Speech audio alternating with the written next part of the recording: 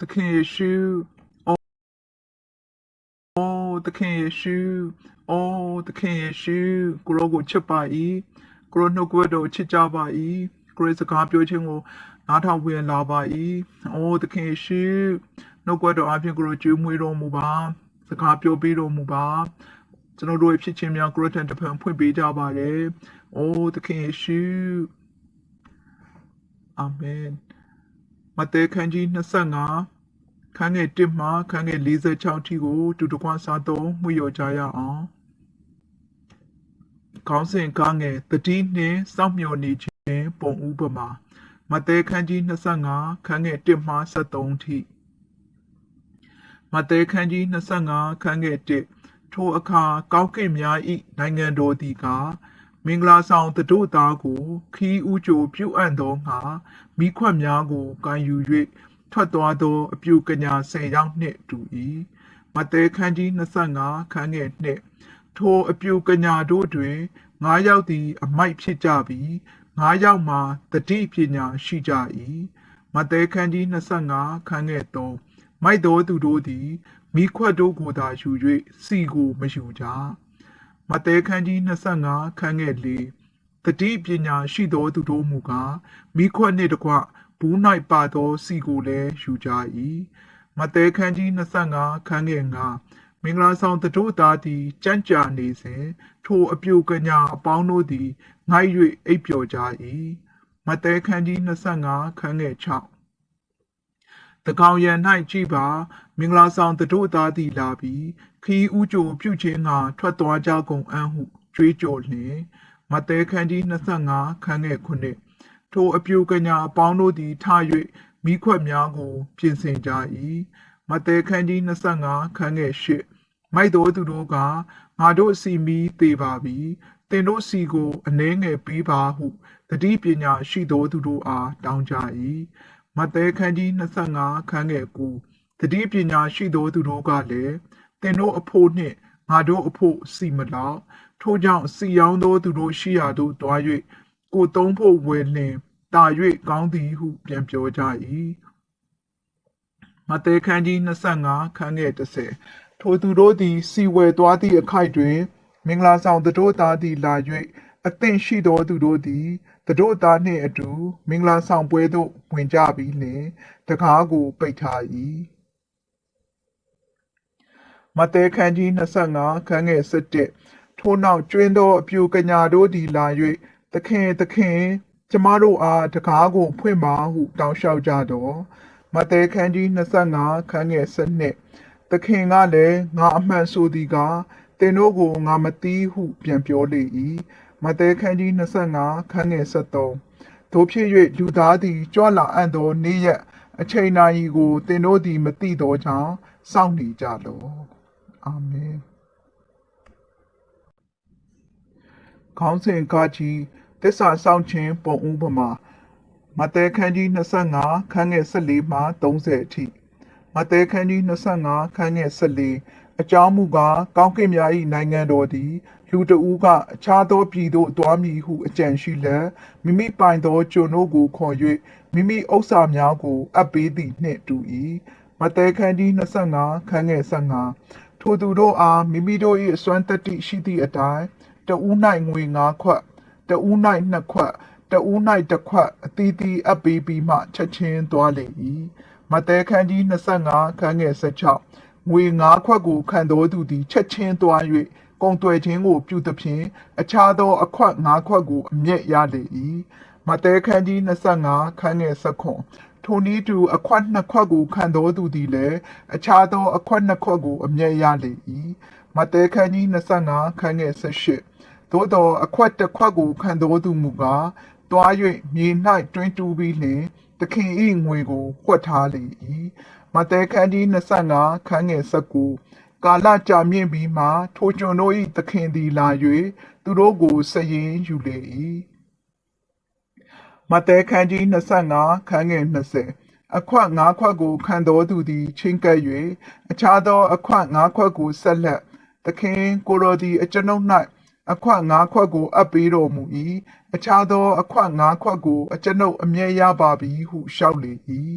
မ မဿဲခန်းကြီး25ခန်းငယ်21သခင်ကလည်းတစ္ဆာရှိသောကြုံကောင်းတင်သည်ကောင်းစွာပြုပြီးတင်သည်အနှဲငယ်သောအမှုများအပေါ်တစ္ဆာဆောင်လေပြီးများစွာသောအမှုတို့အပေါ်တင့်ကိုငါထားမည်တင့်သခင်၏ဝမ်းမြောက်ခြင်းအထဲသို့ဝင်စားလောဟုမိန့်တော်မူ၏မဿဲခန်းကြီး25ခန်းငယ်22အခွက်နှစ်ခွက်ကိုခံတော်သူသည်လည်းချင်းကပ်၍သခင်ကိုတော်သည်အကျွန်ုပ်၌အခွက်နှစ်ခွက်ကိုအပ်ပေးတော်မူ၏အခြားသောအခွက်နှစ်ခွက်ကိုအကျွန်ုပ်အမြဲရပါပြီဟုလျှောက်လေ၏မဿဲခန်းကြီး25ခန်းငယ်23သခင်ကလည်းတစ္ဆာရှိသောကြုံကောင်းတင်သည်ကောင်းစွာပြုပြီးတင်သည်အနှဲငယ်သောအမှုတို့အပေါ်တစ္ဆာဆောင်လေပြီးများစွာသောအမှုတို့အပေါ်တင့်ကိုငါထားမည်တင့်သခင်၏ဝမ်းမြောက်ခြင်းအထဲသို့ဝင်စားလောဟုမိန့်တော်မူ၏မဿဲခန်းကြီး25ခန်းငယ်24အခွက်တစ်ခွက်ကိုခံတော်သူသည်လည်းချင်းကပ်၍သခင်ကိုတော်သည်ခဲရင်တော်သူဖြစ်သည်နှင့်ကိုမဆိုင်မပြိုးသောအရ၌ရှိ၍ကိုမဖြတ်မကျဲသောအရ၌စုသိမ့်တတ်သည်ကိုအကျွန်ုပ်သိ၍မဿဲခန်းကြီး25ခန်းငယ်25အကျွန်ုပ်သည်ကြောက်သောကြောင့်အခြားသို့သွား၍ကိုတော်၏ငွေအခွက်တစ်ခွက်ကိုမြေ၌ဝှက်ထားပါပြီယခုကိုတော်၏ဥစ္စာရှိပါသည်ဟုလျှောက်လေ၏မဿဲခန်းကြီး25ခန်းငယ်26သခင်ကလည်းစိုးညစ်ပြီးရသောကျွန်ငါသည်ကိုမဆိုင်မပြိုးသောအရ၌ရှိ၍ကိုမဖြတ်မကျဲသောအရ၌စုသိမ့်သည်ကိုသင်သိသည်မှန်လေမဿဲခန်းကြီး25ခန်းငယ်29ငါငွေကိုပွဲစားလက်သို့အပ်ရမည်ထို့သောအလင်ငါပြန်လာသောအခါငွေရင်းနှင့်အတိုးကိုရနိုင်၏မဿဲခန်းကြီး25ခန်းငယ်28ထို့ကြောင့်အခွက်တစ်ခွက်ကိုထိုသူ၏လက်မှနှုတ်ကြအခွက်30ရှိသောသူကိုပေးကြမဿဲခန်းကြီး25ခန်းငယ်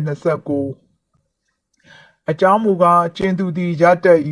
ထိုသူ၌ကြွယ်ဝပြည့်စုံစေခြင်းကပေးအောင်မည်အကျဉ်သူသည်ဆင်းရဲ၏ထိုသူ၌ရှိသမျှကိုပင်နှုတ်လိမ့်မည်မဿဲခန်းကြီး25ခန်းငယ်20အတုံးမြသောထိုကြုံကိုငိုကြွေးခြင်းအံသွားခဲကြိတ်ခြင်းရှိရာပြင်ပအရက်မှောင်မိုက်သေးသို့နှင်ထုတ်ချလိုက်ကြဟုစီရင်တော်မူ၏အာမင်ခေါင်းစဉ်3လူမျိုးအပေါင်းတို့နှင့်ဆက်လျင်၍မဿဲခန်းကြီး25ခန်းငယ်31မှ46ထိကကြီးဘုံတော်၌ဆိုးဆန့်ရန်ခရစ်တော်ကြွလာခြင်းအငယ်31မဿဲခန်းကြီး25ခန်းငယ်31သို့တော်လည်းလူသားသည်မိမိဘုံတော်ကိုဆောင်လက်ကောင်းကင်တမန်အပေါင်းချမ်းရန်လက်ကြွလာတော်မူသောအခါဘုံပလင်တော်ပေါ်မှထိုင်၍ခေါင်းစဉ်ခကွေတရားစီရင်ရန်လူမျိုးအပေါင်းတို့အားစုဝေးစေခြင်းအငယ်32မှ46အထိမဿဲခန်းကြီး25ခန်းငယ်32ရှေ့တော်၌လူမျိုးအပေါင်းတို့ကိုစုဝေးစေသဖြင့်တိုးထင်းသည်တိုးနှင့်စိတ်တို့ကိုတခြားစီခွဲထားတဲ့ကဲ့သို့လူအပေါင်းတို့ကိုအသီးအခြားခွဲ၍မဿဲခန်းကြီး25ခန်းငယ်33တိုးတို့ကိုလက်ရတော်ဘက်စိတ်တို့ကိုလက်ဝဲတော်ဘက်၌ထားတော်မူလက်တံမဿဲခန်းကြီး25ခန်းငယ်34ထိုအခါလက်ရတော်ဘက်၌ရှိတော်သူတို့အားရှင်ဘုရင်ကငါခမဲတော်ဤကောင်းကြီးမင်္ဂလာကိုခံတော်သူတို့ဤကဘာကိုဖန်ဆင်းစားကပင်တင်တို့အဖို့ပြင်ဆင်သောနိုင်ငံကိုလာ၍အမွေခံကြလောမဿဲခန်းကြီး25ခန်းငယ်35ကျောင်းမူကားငါသည်မွတ်သိပ်သောအခါတင်တို့သည်ကြွေးကြ၏ငါသည်ရေငတ်သောအခါတင်တို့သည်တောက်ဖို့ပေးကြ၏ငါသည်ဧည့်သည်ဖြစ်သောအခါတင်တို့သည်ဧည့်သည်ဝတ်ကိုပြုကြ၏မဿဲခန်းကြီး25ခန်းငယ်36ငါသည်အဝတ်ချီးစီးရှိသောအခါသင်တို့သည်အဝတ်နှင့်ဖုံးလွှမ်းကြ၏ငါသည်အနာရောဂါဆွဲသောအခါသင်တို့သည်ကြည့်ရှုပြုစုကြ၏ငါသည်ထောင်ထဲမှနေရသောအခါသင်တို့သည်ငါထံသို့လာကြ၏ဟုမိန့်တော်မူလျှင်မဿဲခန်းကြီး25ခန်းငယ်39ဖြောင့်မတ်သောသူတို့ကသခင်ကိုတော်သည်မွတ်သိပ်တော်မူသည်ကိုအဘယ်အခါ၌အကျွန်ုပ်တို့သည်မြင်၍ကိုတော်ကိုလှုပ်ကြွေးပါသည်။ရေငတ်တော်မူသည်ကိုအဘယ်အခါ၌အကျွန်ုပ်တို့သည်မြင်၍ကိုတော်ကိုတောက်ဖို့ပေးပါသည်။မဿဲခန်းကြီး25ခန်းငယ်38ဧည့်သည်ဖြစ်တော်မူသည်ကိုအဘယ်အခါ၌အကျွန်ုပ်တို့သည်မြင်၍ ဧည့်သည်ဝတ်ကိုကိုရော့အားပြုပါသည်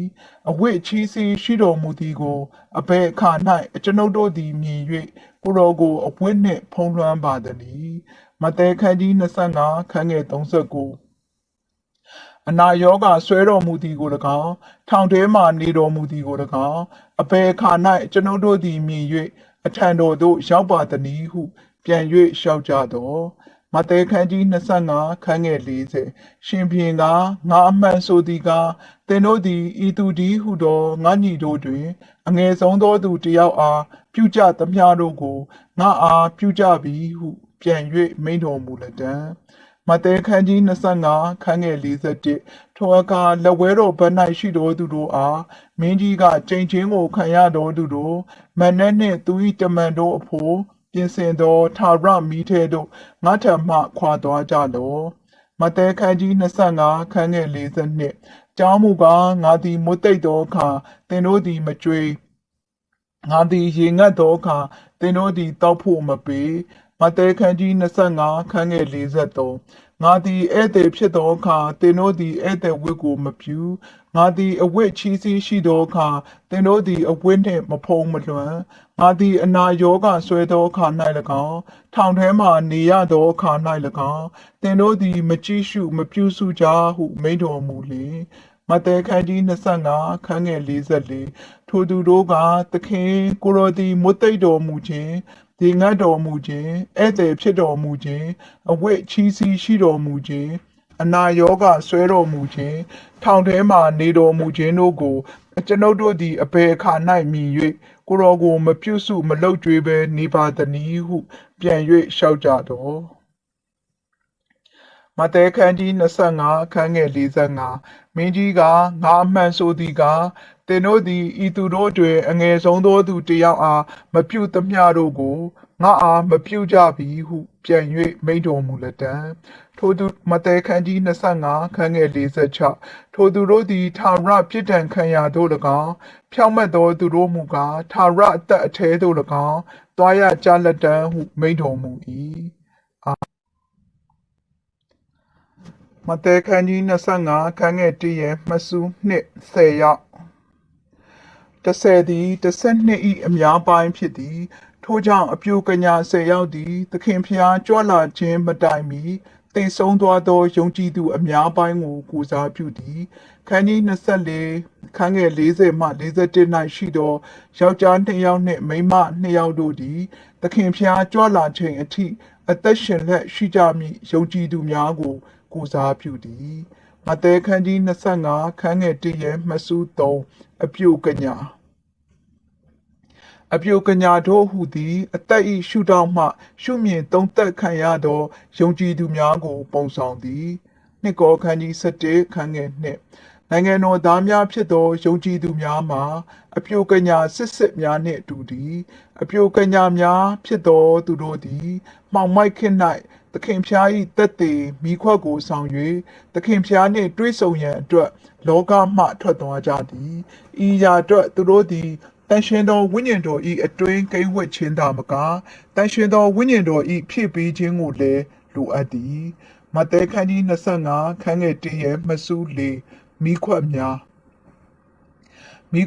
မှာဖျားသခင်၏ဝိညာဉ်တော်ကိုစီအဖြစ်ထဲ့ဝင်ခံသောယုံကြည်သူများ၏ဝိညာဉ်ကိုပုံဆောင်သည်ယုံကြည်သူများသည်သူတို့၏ဝိညာဉ်အတွင်းမှနေ၍ဖျားသခင်၏ဝိညာဉ်တော်အလင်းကိုထွန်းလင်းကြသည်ထို့ကြောင့်သူတို့သည်လောက၏အလင်းဖြစ်လာ၍ဤခေတ်မှောင်မိုက်၌မိခွက်အဖြစ်ထွန်းလင်းကာဖျားသခင်၏ဘုန်းထင်ရှားခြင်းအတွက်သခင်ဖျား၏သက်သေခံချက်ကိုဆောင်ကြသည်မဿဲခန်းကြီး25ခန်းငယ်1ရဲ့မှစု5ထွက်သွားသောဟုသည်ယုံကြည်သူများမှာကြွလာသောခရစ်တော်နှင့်တွေ့ဆုံရန်လောကမှထွက်သွားသည်ကိုပုံဆောင်သည်မဿဲခန်းကြီး25ခန်းငယ်1ရဲ့မှစု6မင်္ဂလာဆောင်တတို့သားမင်္ဂလာဆောင်တတို့သားဟုသည်နှစ်သက်ဖွယ်ကောင်း၍ဆွဲဆောင်မှုရှိသောပုဂ္ဂိုလ်ဖြစ်သည့်ခရစ်တော်ကိုပုံဆောင်သည်မဿဲခန်းကြီး25ခန်းငယ်2ရဲ့မှစု1ကိန်းကနန်း9သည်4နှစ်1ပေါင်းထားခြင်းဖြစ်ပြီးလူ4ကနန်းအားဖြင့်ပုံဆောင်သည်နှင့် တိကနန်အားဖြင့်ပုံဆောင်သည့်ဖျားနှင့်ပေါင်းစည်းထားခြင်းခံရသောသူသည်တာဝန်ကိုတည်ဆောင်ကြောင်းပုံဆောင်သည်အပြုကညာ9ယောက်သည်မိုက်မဲ၍9ယောက်သည်တတိပညာရှိကြသည်ဟုဆိုရတွင်ယုံကြည်သူတဝက်သည်မိုက်မဲကြပြီးတဝက်သည်တတိပညာရှိကြသည်ဟုရည်ညွှန်းခြင်းမဟုတ်ပါ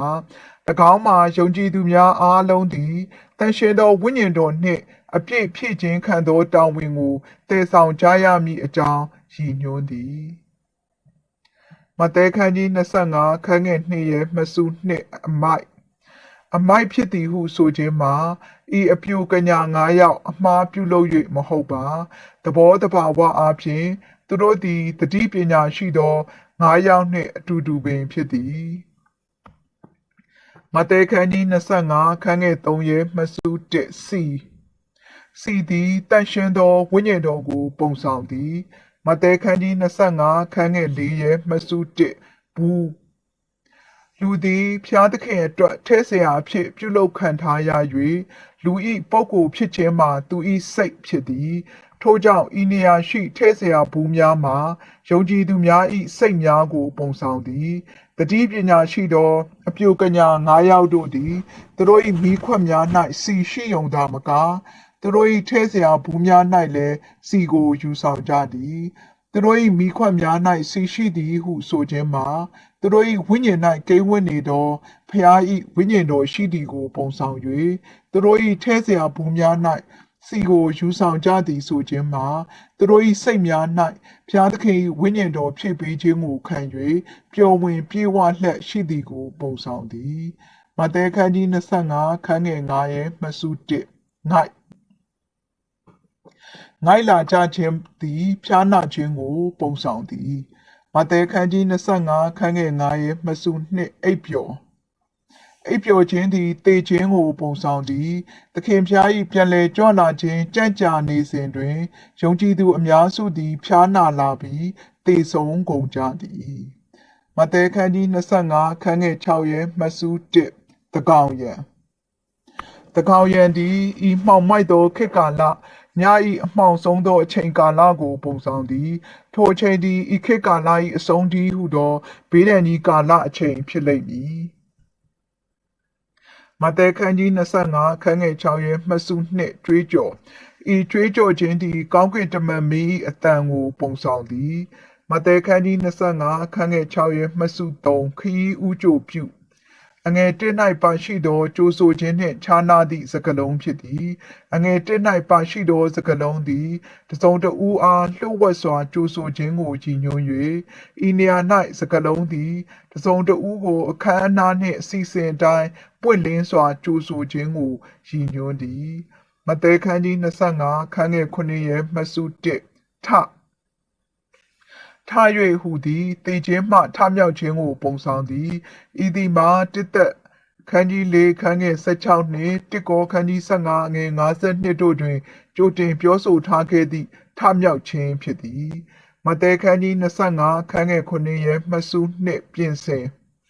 တိုက်ရိုက်အနက်မှာမိုးမှန်ခြေသားသည်သူတို့၏မိခွက်များကိုပြင်ဆင်ကြသည်ဆိုခြင်းမှာပြိုကညာများ၏အသက်ရှင်ခြင်း၌ရှိသောတသက်ခံချက်နှင့်ဆက်ဆံဖြစ်ရှင်းသည်ကိုပုံဆောင်သည်ဤသည်မှာကျွန်ုပ်တို့သည်ရှင်ပြန်ထမြောက်လာပြီးနောက်သခင်ဖျား၏တသက်ခံချက်အတွက်ကျွန်ုပ်တို့၏အသက်ရှင်ခြင်းသည်ကျွန်ုပ်တို့မသိဆုံးမီစုံလင်ခြင်းမရှိခဲ့ပါကဆက်လက်ဖြစ်ရှင်းရန်လိုအပ်လျက်ရှိနေသေးကြောင်းကိုဖော်ပြသည်မဿဲခန်းကြီး25ခန်းငယ်8ရဲ့မှစု1အနည်းငယ်ပေးဤစကလုံးမှာမိုက်မဲသောယုံကြည်သူများသည်ရှင်ပြန်ထမြောက်လာပြီးနောက်တွင်လည်းတန်ရှင်းသောဝိညာဉ်တော်၏ဖြည့်ပေးခြင်းကိုခံယူရန်လိုအပ်နေသေးကြောင်းကိုဆိုလိုသည်မဿဲခန်းကြီး25ခန်းငယ်8ရဲ့မှစု2စီမီသေးပါပြီဟုဆိုခြင်းသည်မိုက်သောအပြူကညာတို့၏မိခွက်များမှာစီအချို့ပါရှိ၍မိထုံးခဲ့ကြတော့လေလုံလောက်သောစီအပိုမပါရှိကြောင်းကိုသက်သေပြသည်မိုက်မဲသောအပြူကညာတို့သည်ဖျား၏ဝိညာဉ်တော်နှင့်အသက်မွေးဖွားခြင်းကိုခံကြရပြီးဖျား၏ဝိညာဉ်တော်ကိန်းဝတ်ခြင်းကိုခံကြရတော့လေသူတို့၏ဖြစ်ခြင်းတစ်ခုလုံးတွင်ကိုရောနှင့်ပျော်ဝင်ပြေဝခြင်းရှိရန်ကိုရော၏ဖြစ်ပေးခြင်းကိုလုံလောက်စွာမခံယူခဲ့ကြသည့် ယုံကြည်သူများကိုစားပြုသည်မတဲခန်းကြီး25ခန်းငယ်9ရဲ့မှတ်စု1စီမလောက်မမည်သူတဦးတယောက်မျှအခြားသောသူများအတွက်တန်ရှင်သောဝိညာဉ်တော်၏ဖြစ်ပေးခြင်းကိုမရယူနိုင်ပေမတဲခန်းကြီး25ခန်းငယ်9ရဲ့မှတ်စု2သူတို့ဤနေရာတွင်စီရောင်းသောသူတို့မှာဘေးဒဏ်ကြီးကာလအတွင်းပေါ်လာမည့်တန်လွင်ပင်2ပင်နှင့်စီဖြင့်ဗိသိက်ခံသူ2ဦးတည်းဟုသောတသက်ခံ2ပါးတို့ဖြစ်ကြသည်မတဲခန်းကြီး25ခန်းငယ်9ရဲ့မှတ်စု3ကို3ဖို့ဝယ်သည်ဟုဆိုရ၌အဖိုးအခပေးရမည်ကိုကြီးညွှန်းသည်တန်ရှင်သောဝိညာဉ်တော်၏ဖြစ်ပေးခြင်းကိုခံခြင်းမှာလောကကိုစွန့်လွတ်ခြင်းအတ္တနှင့်ဆက်ဆံဖြစ်ရှင်းခြင်းအရာအလုံးထက်သခင်ဖျားကိုချစ်ခြင်းနှင့်ခရစ်တော်အတွက်အရာခတ်သိမ်းကိုအရှုံးဟုထင်မှတ်ခြင်းစသည့်အဖိုးအခများပေးခြင်းဖြစ်သည်အကယ်၍ကျွန်ုပ်တို့သည်ယနေ့တွင်ဤအဖိုးအခကိုမပေးပါကထမြောက်ပြီးနောက်တွင်ပေးရလိမ့်မည်ဖြစ်သည်မဿဲခန်းကြီး25ခန်းငယ်30ရဲ့မှတ်စု1လာဤဒီမှာကိုရောဤကြွလာခြင်းပါရိုစီယာအစိတ်အပိုင်းတစ်ခုဖြစ်၍လေထုထဲသို့သခင်ဖျားဤကြွလာခြင်းဖြစ်သည်တစ်သက်ခန်းကြီး4ခန်းငယ်16မဿဲခန်းကြီး25ခန်းငယ်30ရဲ့မှတ်စု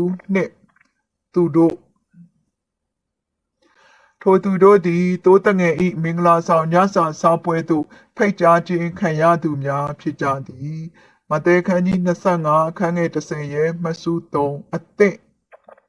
ကျွန်ုပ်တို့သည်အစဉ်သင့်ရှိနေရမည်ကျွန်ုပ်တို့၏ထဲเสียဘူး၌စီအစဉ်ရှိလက်ကျွန်ုပ်တို့၏ဖြစ်ခြင်းတစ်ခုလုံး၌ဖျား၏ဝိညာဉ်တော်အစဉ်ဖြစ်ခြင်းခံရမည်ဖြစ်သည်သခင်ဖျားကြွလာခြင်းပါရိုစီယာအတွက်စောင့်မျှော်ခြင်းနှင့်အစဉ်သင့်ဖြစ်ခြင်းကိုနေ့စဉ်လေ့ကျင့်နေရမည်ဖြစ်သည်မဿဲခန်းကြီး25ခန်းငယ်30ရဲ့မှတ်စု4ဝင်ဤဒီမှာလေထုထဲသို့သခင်ဖျားဆင်းကြွလာခြင်းပါရိုစီယာတွင်ထမြောက်သောယုံကြည်သူများလေထုထဲသို့ချီဆောင်ခံရခြင်းဖြစ်သည်မဿဲခန်းကြီး25ခန်းငယ်30ရဲ့မှတ်စု5မင်္ဂလာဆောင်ဤဒီမှာသခင်ဖျား၏ကြွလာသောပါရိုစီယာလမ်းဖြစ်သည့်လေထုထဲ၌ဖြစ်ပြမည်တိုးတငယ်ဤမင်္ဂလာဆောင်ညစာစားပွဲဖြစ်သည်၎င်းသည်နိုင်ငံတော်ထင်ရှားခြင်းမတိုင်မီတွင်ဖြစ်ပြမည်ဖြစ်၍မိမိတို့မသေးမီတွင်အစဉ်သင့်ရှိသောတန်ရှင်သောဝိညာဉ်တော်၏ဖြစ်ခြင်းနှင့်တစားဆင်ထားသောယုံကြည်သူများကိုပေးသည့်ဆုလက်တည်းဟုသောသခင်ဖျားနှင့်အပြန်အလှန်မှွေရောဝမ်းမြောက်ရသောဆုလက်ဖြစ်ပေလိမ့်မည်မဿဲခန်းကြီး25ခန်းငယ်30ရဲ့မှတ်စု6တကားဤဒီမှာကဲတင်ခြင်းတကားမဟုတ်ပဲသခင်ဖျား၏မင်္ဂလာဆောင်စားတောက်ပွဲဝမ်းမြောက်ခြင်းအထဲသို့ဝင်ရောက်သွားနိုင်သောတကားဖြစ်သည်မဿဲခန်းကြီး25ခန်းငယ်17ရဲ့မှတ်စု1လာဤဒီမှာသခင်ဖျား၏ရှေ့တော်သို့ထမြောက်သောယုံကြည်သူများ၏အချိန်နောက်ကျ၍ရောက်ရှိလာခြင်းဖြစ်သည်ထို့သောနောက်ကျရခြင်းမှာသူတို့၏အစဉ်သင့်မရှိခြင်းကြောင့်ဖြစ်သည်မဿဲခန်းကြီး25ခန်းငယ်12ရဲ့မှတ်စု1ငါမသိဤနေရာ၌မသိဆိုသည်မှာလူကာ73:25 ၌ပြောဆိုထားသည့်အတိုင်းမသိမှတ်သဘောမတူဟုသောအဓိပ္ပာယ်ကိုဆောင်သည်မိုက်မဲသောအပြိုကညာတို့သည်သူတို့၏မိခွက်ကိုထွန်းညှိပြီးသခင်ဖျားကိုတွေးဆုံရန်ထွက်သွားခဲ့သည်တေခြင်းရှင်ပြန်ထမြောက်ခြင်းနှင့်ချီဆောင်ခြင်းကိုခံရတော်လေတန်ရှင်းသောဝိညာဉ်တော်၏ဖြစ်ခြင်းအတွက်အဖို့အခပေးရ၌နောက်ကျခဲ့သည်တို့ဖြစ်၍သခင်ဖျားသည်သူ၏မင်္ဂလာဆောင်စားတောက်ပွဲ၌ပါဝင်ဆက်ဆံခြင်းအတွက်သူတို့အားမတိမမှတ်သဘောမတူခဲ့ခြင်းဖြစ်သည်သူတို့သည်ဤခေတ်ကာလဆိုင်ရာဆုလက်နှင့်လွဲချော်သွားခဲ့ကြရတော်လေသူတို့၏သာရဆိုင်ရာကဲတင်ခြင်းကိုမူမဆုံးရှုံးကြပေမဿဲခန်းကြီး25ခန်းငယ်73ရဲ့မှတ်စု1စောင့်ဤစကားသည်ခန်းကြီး24ခန်းငယ်40၌ရှိသောစကားနှင့်တူညီပြီးအငယ်1မှ73သည်ယုံကြည်သူများချီဆောင်ခြင်းခံရန်တတိနှင့်စောင့်မျှော်နေရမည့်အကြောင်းဖြစ်သောမဿဲခန်းကြီး24ခန်းငယ်40မှ44၏ပြည့်စုံခြင်းဖြစ်သည်အခန်း24 အငယ်40မှ44တွင်အသင်ရှိနေသည်အသက်ရှင်နေသောယုံကြည်သူများ၏ချီဆောင်ခြင်းကိုဖွင့်ပြထားသည်ဤအခန်းမှအငယ်1မှ73မှာသေ၍ရှင်ပြန်ထမြောက်သောသူများ၏ချီဆောင်ခြင်းအကြောင်းကိုဖွင့်ပြသည်မဿဲခန်းကြီး25ခန်းငယ်14ရဲ့မှတ်စု1ကောင်းကင်များ၏နိုင်ငံတော်ဤငွေခွဥပမာသည်ကောင်းကင်များ၏နိုင်ငံတော်နှင့်ဆက်လင်းသောအပြိုကညာ10ယောက်၏ဥပမာနှင့်တူသည်မဿဲခန်းကြီး25ခန်းငယ်14ရဲ့မှတ်စု2လူတဦးဤနေရာရှိလူတဦးမှာခြားသောပြည်တည်ဟုသောကောင်းကင်များ၏နိုင်ငံတော်အထဲသို့သွားသောခရစ်တော်ကိုပုံဆောင်သည်မဿဲခန်းကြီး25ခန်းငယ်14ရဲ့မှတ်စု3မိမိပိုင်သောကျွန်များမှာစေခံခြင်းပုံပန်းတံ၌ရှိသောယုံကြည်သူများကိုပုံဆောင်သည်ခရစ်တော်နှင့်တော်ဆက်မှု၌ယုံကြည်သူများ၏အနေအထားမှာအသက်၌သူတို့သည်ကိုရောအတွက်အသက်ရှင်သောအပြုကညာများဖြစ်၍အမှုဆောင်ခြင်းအလုံး၌သူတို့သည်ကိုရော၏ရွေးနှုတ်ခြင်းကိုခံရ၍ကိုရောကိုအစေခံနေသောကျွန်များသည်ဟုသောပုံပန်းတံနှမျိုးရှိသည်မဿဲခန်းကြီး25ခန်းငယ်14ရဲ့မှတ်စု4မိမိသူ၏ဥစ္စာများဟူသည်မှာဖျားသခင်အိမ်တော်သားများအဖြစ်ဆိတ်ဆက်ထုံးဖွဲ့ထားသောယုံကြည်သူများအလုံးနှင့်အတူရှိသောအသင်းတော်ကိုပုံဆောင်သည်မဿဲခန်းကြီး25ခန်းငယ်15ရဲ့မှတ်စု1ငွေ9ခွက်အခွက်တစ်ခွက်မှာ4ချိန်တစ်ခု၏အကြီးဆုံးအတိုင်းအတာဖြစ်၍၎င်းသည်ဒေနာရိ6000နှင့်ညီမျှသည်အပြိုကညာများ၏ဥပမာ၌စီသည်ဖျားသခင်၏ဝိညာဉ်တော်ကိုပုံဆောင်သည်သို့သောယခုဤဥပမာ၌မူငွေခွက်များမှာဝိညာဉ်ရေးဆိုင်ရာစုကျေးဇူးများကိုပုံဆောင်သည်အသက်အတွက်ကျွန်ုပ်တို့သည်ဖျား၏ဝိညာဉ်တော်သည်ဟုသောစီနှင့်ဖြည့်ခြင်းခံရန်လိုအပ်သည်သို့မှသာကျွန်ုပ်တို့သည်သခင်ဖျား၏တသက်ခံချက်အတွက်အပြိုကညာအသက်တာဖြင့်အသက်ရှင်ရန်တက်ဆွမ်းနိုင်မည်ဖြစ်သည်အမှုဆောင်ခြင်းအလုပ်အတွက်ကျွန်ုပ်တို့သည်ဝိညာဉ်ရေးဆိုင်ရာငွေခွက်ကိုလိုအပ်သည်သို့မှသာသခင်ဖျားကပြည့်မြောက်ရန်ရည်ရွယ်ထားသောအရာကိုပြည့်မြောက်စေရန်ကောင်းသောအစေခံကျွန်အဖြစ်တစားဆင်နိုင်မည်ဖြစ်သည်အတ္တ၌ဝိညာဉ်တော်၏ဖြည့်ပေးခြင်းမှာကျွန်ုပ်တို့အားအမှုဆောင်ခြင်းအလုံး၌ဝိညာဉ်ရေးဆိုင်ရာစုကျေးဇူးကိုအသုံးပြုရန်တက်ဆွမ်းစေနိုင်၍အမှုဆောင်ခြင်းအလုံး၌ဝိညာဉ်ရေးဆိုင်ရာစုကျေးဇူးမှာအတ္တ၌ဝိညာဉ်တော်၏ဖြည့်ပေးခြင်းနှင့်ကိုက်ညီသည်သို့မှသာကျွန်ုပ်တို့သည်ခရစ်တော်၏ဆုံးလင်သောအင်္ဂါဝင်ဖြစ်လာနိုင်ကြပေမည်မဿဲခန်းကြီး25ခန်းငယ်15ရဲ့မှတ်စု2မိမိအစွမ်းတတ္တိဟူသည်မှာဖျားသခင်၏ဖန်ဆင်းခြင်းနှင့်ကျွန်ုပ်တို့၏သင်ယူခြင်းဖြင့်ထုံးဖွဲ့ထားသောကျွန်ုပ်တို့၏ပင်ကိုယ်စွမ်းရည်ကိုပုံဆောင်သည်မဿဲခန်းကြီး25ခန်းငယ်16ရဲ့မှတ်စု1ကုံသွဲခြင်းအခွက်များမှာကျွန်ုပ်တို့ကိုသခင်ဖျားပေးထားသောစုကျေးဇူးအားအသုံးပြုခြင်းကိုပုံဆောင်သည်မဿဲခန်းကြီး25ခန်းငယ်16ရဲ့မှတ်စု2အမျက်အခြားအခွက်၅ခွက်ကိုအမြဲရ၏ဟူသည်မှာသခင်ဖျားထံမှရရှိသောစုကျေးဇူးကိုအရှုံးသို့မဟုတ်ပြုံးတိမှုအနည်းငယ်ပင်မပါဘဲပြည့်စုံသောပမာဏရရှိအောင်အသုံးပြုနိုင်ခဲ့ခြင်းကိုပုံဆောင်သည်မဿဲခန်းကြီး25ခန်းငယ်18ရဲ့မှတ်စု1ဤပုံဆောင်ချက်၌အဓိကအလေးထားရမည်မှာအသေးငယ်ဆုံးသောစုကျေးဇူးကိုခံယူရရှိသောအခွက်တစ်ခွက်ကိုခံသူဖြစ်သည်အသေးငယ်ဆုံးသောစုကျေးဇူးကိုခံတော်သူအတွက်သူတို့၏စုကျေးဇူးကိုလွဲမှားစွာဆက်ဆံရန်သို့မဟုတ်ဥပက္ခပြုရန်အလွန်လွယ်ကူသည်မဿဲခန်းကြီး25ခန်းငယ်18ရဲ့မှတ်စု2တွင်တူ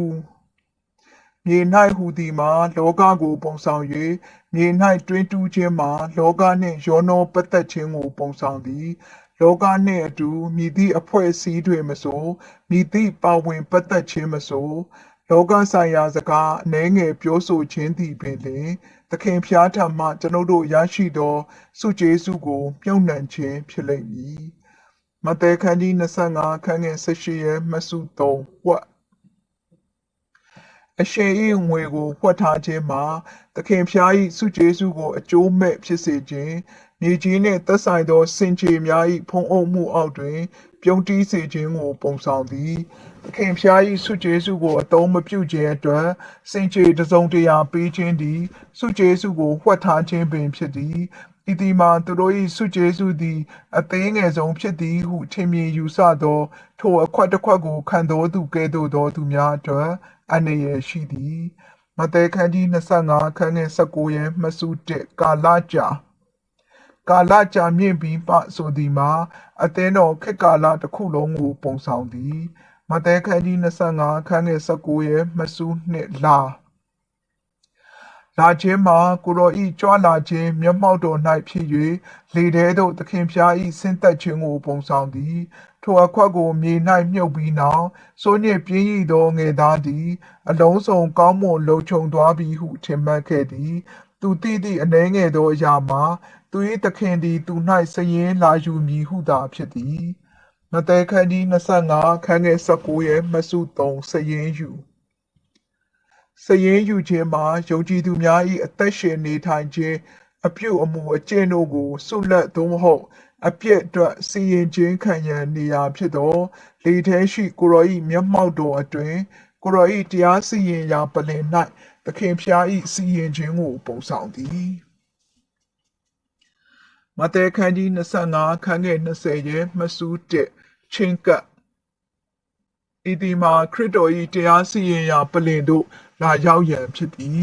မဿဲခန်းကြီး25ခန်းငယ်20ရဲ့မှစု2အခြားသော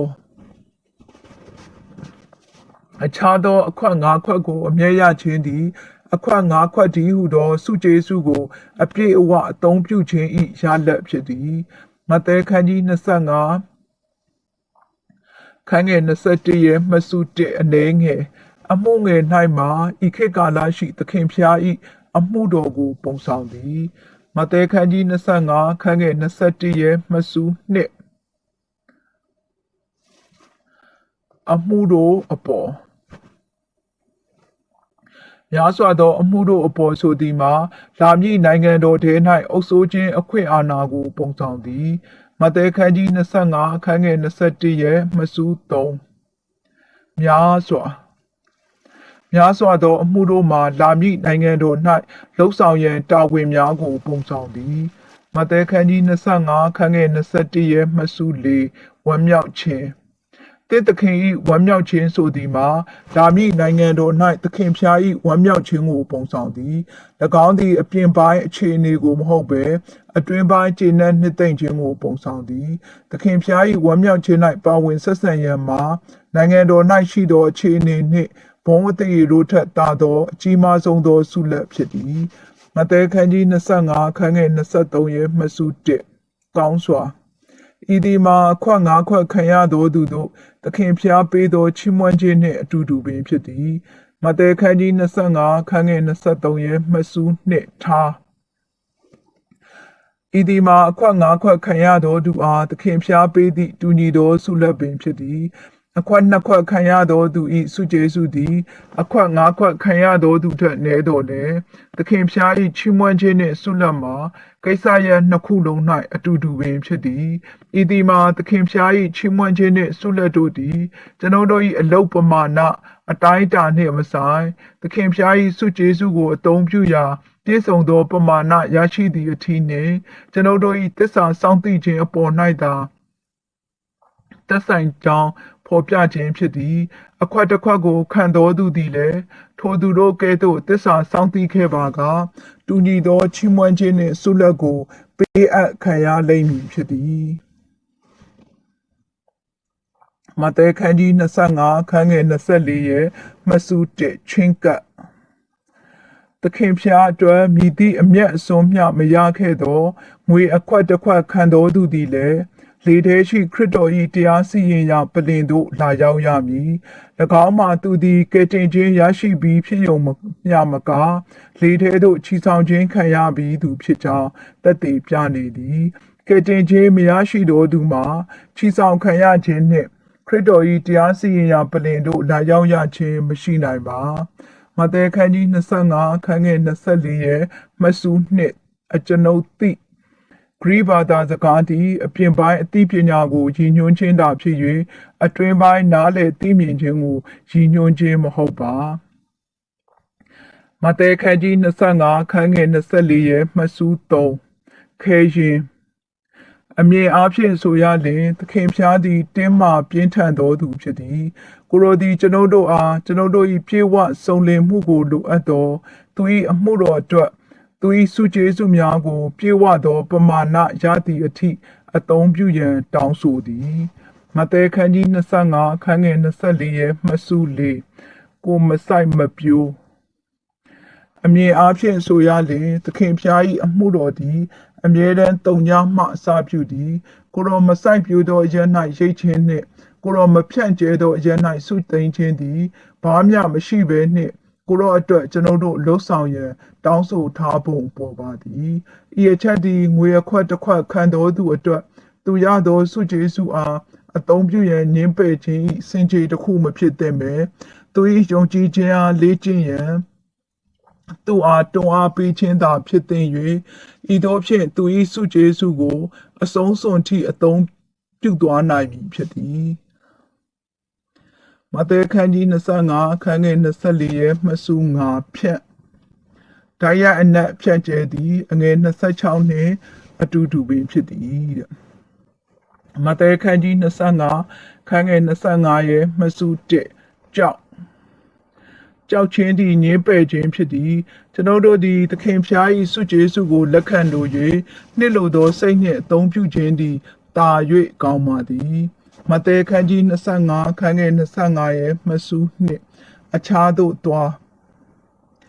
ဤဒီမှာအလွန်ပင်မတုံမလှုပ်ငြိမ်၍ရှိနေစေရန်အတွက်ဖြစ်သည်ကျွန်ုပ်တို့သည်သခင်ဖျား၏အမှုတော်၌လှုပ်ရှားဆောင်ရွက်မှုရှိရမည်မဿဲခန်းကြီး25ခန်းငယ်25ရဲ့မှတ်စု3ကိုတော်သခင်ဖျား၏စုကျေးဇူးကိုစောင့်ထိန်ရန်နှင့်ဆုံးရှုံးမှုမရှိရန်ပြုလုပ်ယုံမျှသည်လုံလောက်မှုမရှိပေကျွန်ုပ်တို့သည်၎င်းကိုအသုံးပြုခြင်းအပြင်အမျက်အစွန်းတစ်ခုကိုရရှိရမည်ဖြစ်သည်မဿဲခန်းကြီး25ခန်းငယ်26ရဲ့မှတ်စု1 5သခင်ဖျားသည်သူ၏အမှုတော်အတွက်ငယ်သားများအားတောင်းဆိုသောအရာများ၌တင်းမာပြင်းထန်သည်ကိုဝန်ခံသည်မဿဲခန်းကြီး25ခန်းငယ်29ရဲ့မှတ်စု1အ၎င်းမှာလူများကိုကယ်တင်ရန်ကိုရော၏စုကျေးဇူးကိုအသုံးပြုခြင်းနှင့်ကိုရော၏ကြွယ်ဝခြင်းများကိုသူတို့အားပေးဝေရန်ပုံဆောင်ခြင်းဖြစ်သည်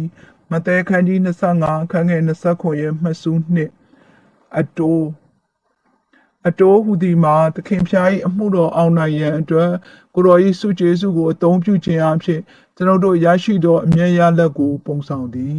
မဿဲခန်းကြီး25ခန်းငယ်28ရဲ့မှတ်စု1နှုတ်၎င်းမှာလာမည့်နိုင်ငံတော်၌ပြည့်ရည်သောယုံကြည်သူများထံမှသခင်ဖျား၏စုကျေးဇူးအားနှုတ်ယူခံရမည်ကိုပုံဆောင်သည်မဿဲခန်းကြီး25ခန်းငယ်28ရဲ့မှတ်စု2ပေ၎င်းမှာသစ္စာစောင့်သိသောယုံကြည်သူများ၏စုကျေးဇူးသည်တိုးပွားလာလိမ့်မည်ကိုပုံဆောင်သည်မဿဲခန်းကြီး25ခန်းငယ်29ရဲ့မှတ်စု1အကျဉ်သူအသင်းတော်ကာလ၌အမြဲရသောသူတိုင်းအတွက်လာမည့်နိုင်ငံတော်ကာလ၌စုကျေးဇူးများစွာကိုထပ်မံရရှိလိမ့်မည်ဖြစ်သည်သို့သောအသင်းတော်ကာလ၌အမြဲမရရှိသောသူတို့ဦးနှင့်ပတ်သက်၍သူ၌ရှိပြီးသောစုကျေးဇူးကိုပင်လာမည့်နိုင်ငံတော်ခေတ်ကာလ၌သူထံမှနှုတ်ယူမည်ဖြစ်သည်မဿဲခန်းကြီး25ခန်းငယ်30ရဲ့မှတ်စု3အန်သွားခဲကြိတ်ခြင်းရှိရာဤစကားသည်မဿဲခန်းကြီး24ခန်းငယ်51နှင့်အတူတူပင်ဖြစ်၍၎င်းမှာအငယ်14မှ30သည်မဿဲခန်းကြီး24ခန်းငယ်45မှ51၏ပြည့်စုံခြင်းဖြစ်ကြောင်းညွှန်ပြထားသည်ဤအပိုင်းခန္ဓာနှစ်ခုစလုံးသည်သခင်ဖျား၏အမှုတော်အတွက်သစ္စာစောင့်သိမှုနှင့်ဆက်ဆိုင်သည်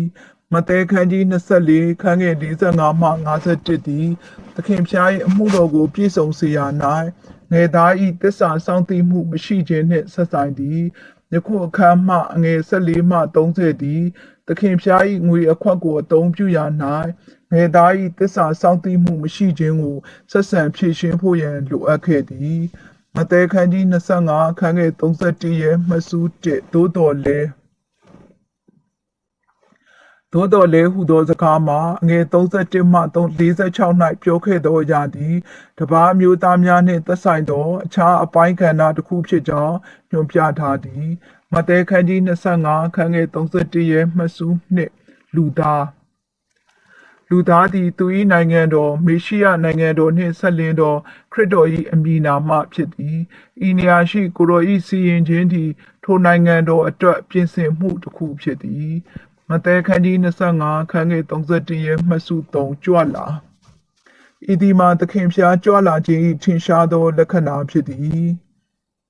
အခန်း24မှတ်စု29နှင့်31တို့ကိုကြည့်ပါ၎င်းသည်မဿဲ24-30၌ဖော်ပြထားသောကိုရောကြွလာခြင်းအဆက်ဖြစ်သည်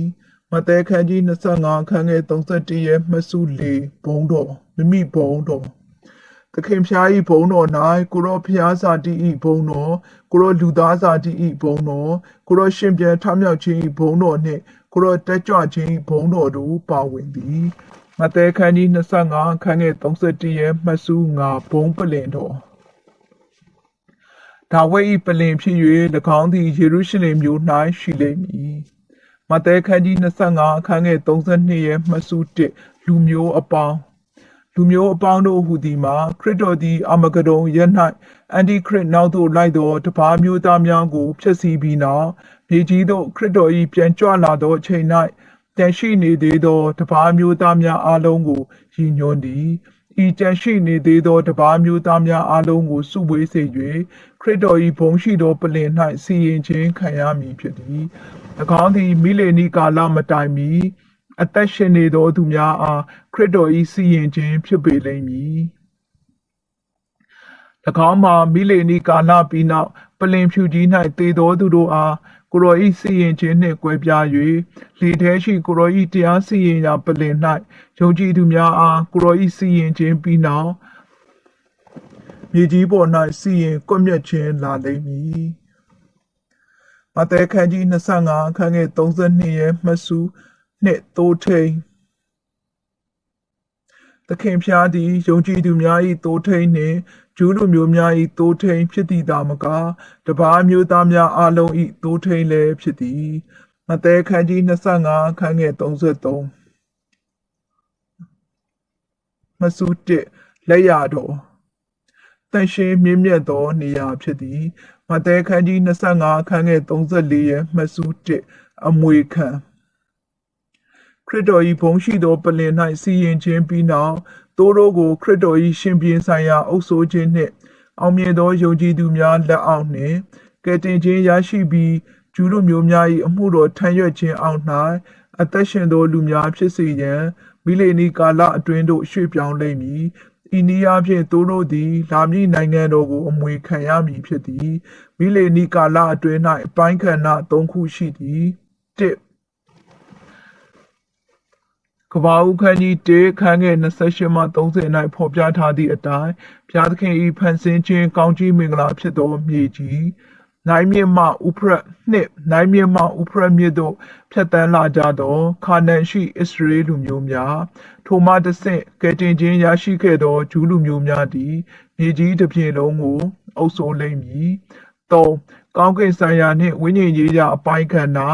အောင်မြင်သောယုံကြည်သူများသည်နိုင်ငံတော်ဆုလက်၌ဝမ်းမြောက်ရမည်ဖြစ်သောကောင်းကင်များ၏နိုင်ငံတော်ထင်ရှားခြင်းစသည်ဖြင့်ဖြစ်သည်သူတို့အမွေခံရသောနိုင်ငံတော်သည်ပထမအပိုင်းခန္ဓာ၌ပါဝင်သည်မဿဲခန်းကြီး25ခန်းငယ်34ရဲ့မှတ်စုနှင့်ဖန်ဆင်းစကပင်မိလေနီကာလရှိပထမပိုင်းခန္ဓာ၏ကောင်းကြီးမင်္ဂလာသည်ဘုရားသခင်၏ဖန်ဆင်းခြင်းမင်္ဂလာဖြစ်၍၎င်းကိုဤကဘာဖန်ဆင်းစကပင်သူတို့အတွက်ပြင်ဆင်ထားခဲ့သည်ထိုအပြင်တတိယပိုင်းခန္ဓာရှိကောင်းကြီးမင်္ဂလာဖြစ်သောကောင်းကင်ဆိုင်ရာနှင့်ဝိညာဉ်ရေးရာနိုင်ငံတော်၏ကောင်းကြီးမင်္ဂလာကိုဤကဘာမတည်မရှိမီကပင်ယုံကြည်သူများအတွက်ချမှတ်ထားခဲ့သည်ဧဖက်ခန်းကြီး1ခန်းငယ်3မှ4မဿဲခန်းကြီး25ခန်းငယ်35ရဲ့မှတ်စု1မုတ်တိတ် အငယ်35မှ39ရှိဒုက္ခဆင်းရဲခြင်းအလုံးသည်ဘေးဒဏ်ကြီးကာလအတွင်း၌တသက်ထင်ရှားပြရန်ခြံထားခြင်းခံရသောယုံကြည်သူများ၌ဖြစ်ပျက်လိမ့်မည်မဿဲခန်းကြီး25ခန်းငယ်40ရဲ့မစု1ပြုဤဒီမှာအန်တီခရစ်ညှဉ်းပန်းမှုကိုခံစားရသောအချိန်ဘေးဒဏ်ကြီးကာလ၌ဖြစ်လိမ့်မည်မဿဲခန်းကြီး25ခန်းငယ်40ရဲ့မစု2ဤသူမှာအန်တီခရစ်ညှဉ်းပန်းနှိပ်စက်ခြင်းကိုအောင်မြင်သောယုံကြည်သူများကိုရည်ညွှန်းသည်သူတို့သည်ဤစီရင်ခြင်း၌ခရစ်တော်နှင့်အတူရှိလိမ့်မည်ဖြစ်သည်မဿဲခန်းကြီး25ခန်းငယ်40ရဲ့မစု3ငါညီတို့ခရစ်တော်၏ညီများမှာကိုရော၏ယုံကြည်သူများဖြစ်သည်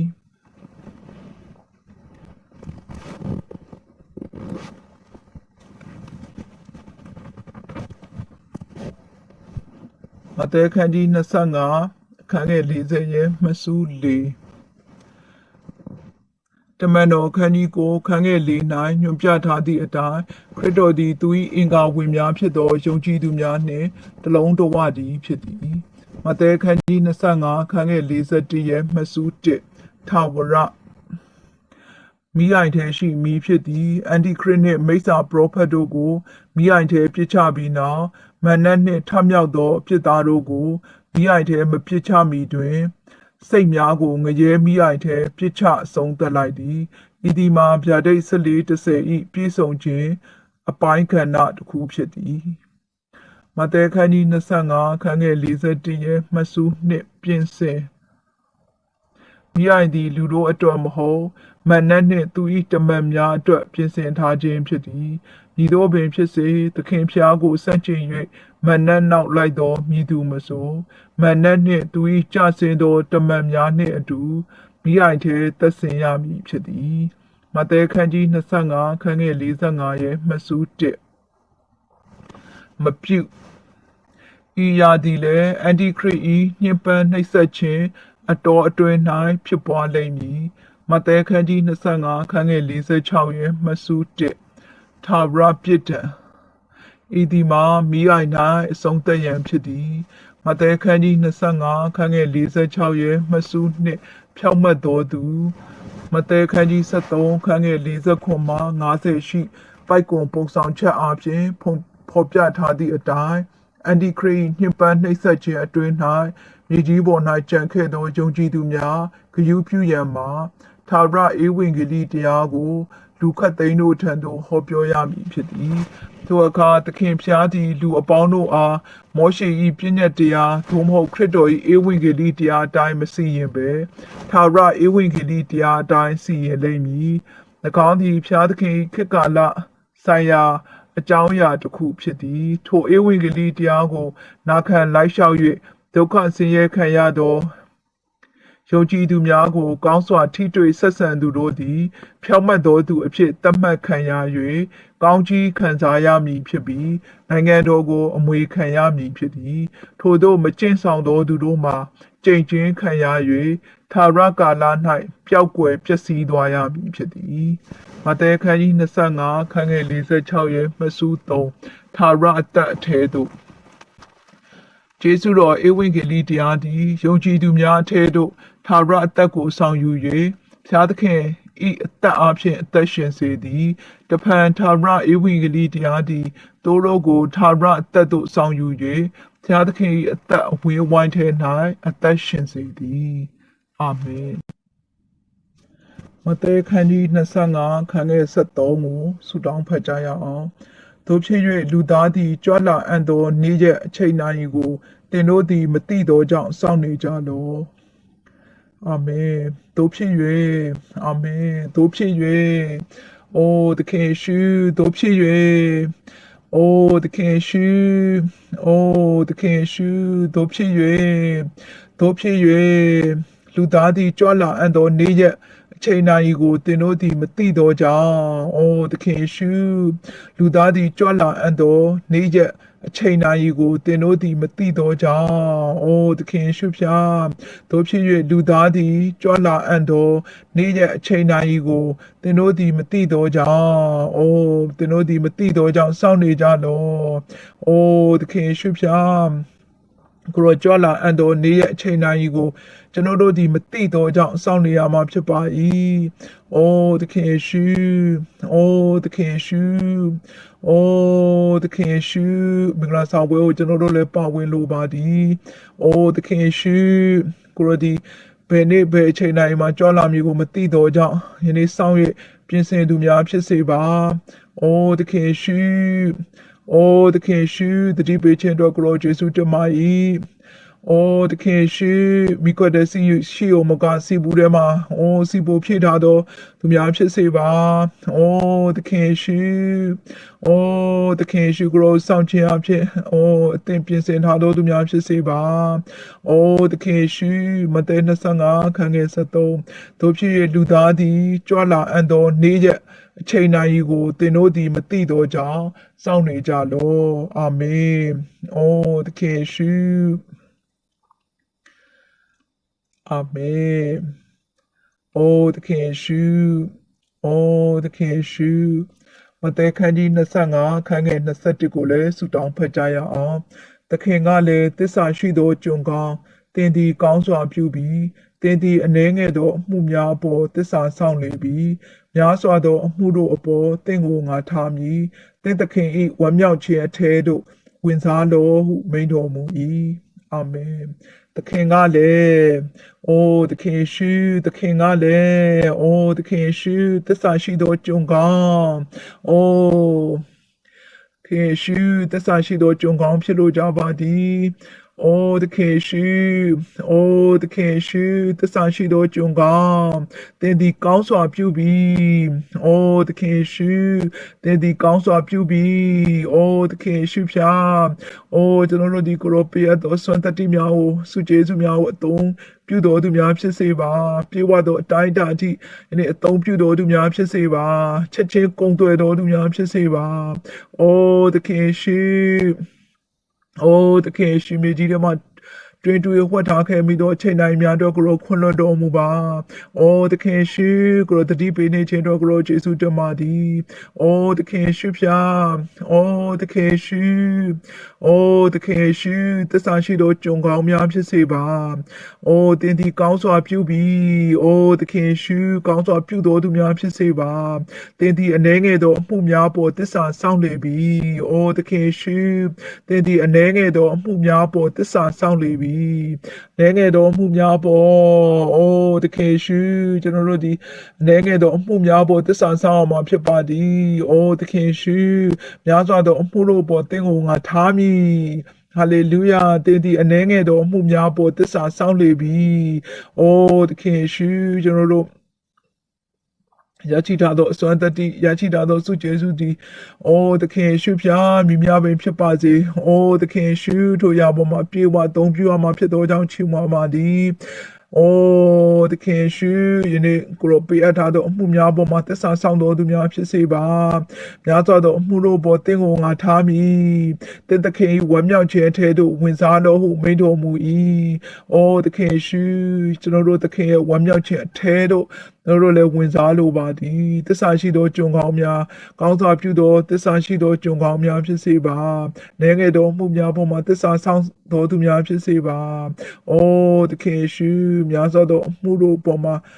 အမှုတို့ပေါ်သင်ကိုငါထားမည်အိုးသခင်ဝမ်းမြောက်ခြင်းထဲသို့ဟာလေလုယာသခင်ဝမ်းမြောက်ခြင်းထဲသို့ဝင်စားတော်ဟုမိန့်တော်မူ၏အိုးသခင်ယေရှုအိုးသခင်ယေရှုကျွန်တော်တို့သခင်ဝမ်းမြောက်ခြင်းထဲကိုဝင်စားလိုကြပါသည်။အိုးတတိပင်နေခြင်းအတွက်ကိုရောကိုယေရှုတင်ပါသည်။အိုးသခင်ယေရှု